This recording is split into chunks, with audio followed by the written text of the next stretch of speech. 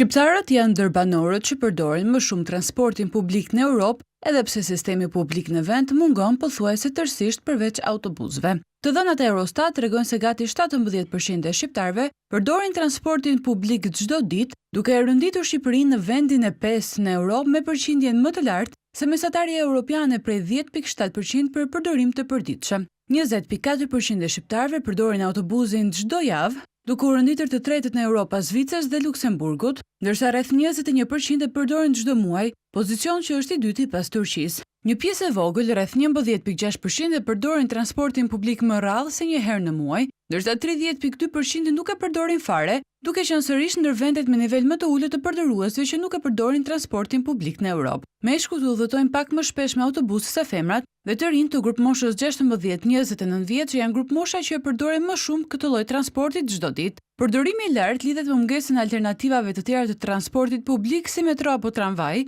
duke bërë që banorët të mbështeten kryesisht tek autobusët, edhe me faktin se Shqipëria ka një numër relativisht të ulët mjetesh për banor në krahasim me mesataren europiane.